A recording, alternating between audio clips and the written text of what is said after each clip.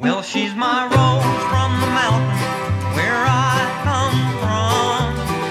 Back in old Colorado where they reach up and touch the sun. But I took her to the city where the air ain't clean. And it's Wilfred, my rose from the mountain. So the Flatlanders were a country band formed in Texas in 1972. And they existed from 1972 to 1973 in their original incarnation. They were put together by three guys called Jimmy Dale Gilmore, Joe Ely, and Butch Hancock, and some other people were involved. They did some gigs and they had one recording session, as far as I can work out, which at that point wasn't released. And they basically folded the band. All three of them went on to have success as individuals. So there became to be renewed interest in them as musicians and as the for the original recordings. So those 1972 sessions have, as far as I can work out, been released 4 times under different names with different configurations, but mostly the same tracks overall over those. And then from 1998 onwards, they started doing reunions together as a band, and from 2002 they released the first of a run of 6 albums that have happened since then.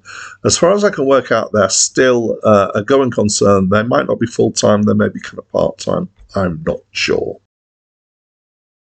Hi, my name's Dan. So this was the first 4 albums by the Flatlanders, and as you probably gathered from the About the Act section, it's a little bit confusing.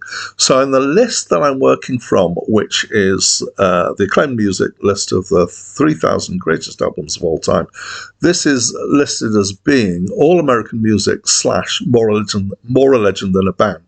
Now, as far as I can work out, so that's 2 of the 4 names that cover most of this material that overlaps mostly the same stuff. All American Music was released in 1976. One Road More was released in 1980. More a Legend Than a Band was released in 1990. And Unplugged was released in 1995. Now, I believe the version that I listened to was More a Legend Than a Band. Okay, so I'm going to assume that that's the case. And sometimes in this list, where there's albums with a lot of overlap between them, it has more than one name listed for them, even if they're not exactly the same album. Okay, so how would I describe it? Well, the word country comes to mind. The phrase yeehaw comes to mind quite strongly as well. I could possibly stretch the description to bluegrass or folk, and a kind of overlap from there.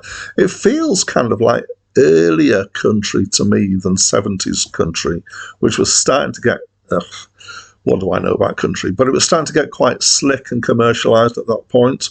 And this was definitely, it definitely got a more of a folk kind of down hometown kind of feel to it.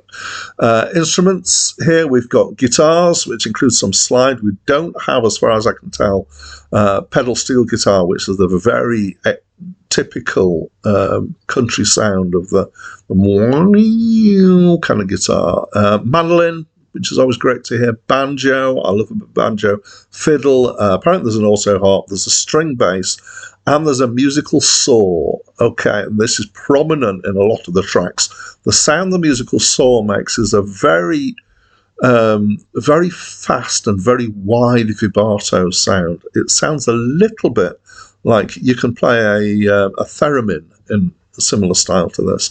It's a very pure tone, and it's very, very versatile, and the sound that it's making is I can't sing it very well.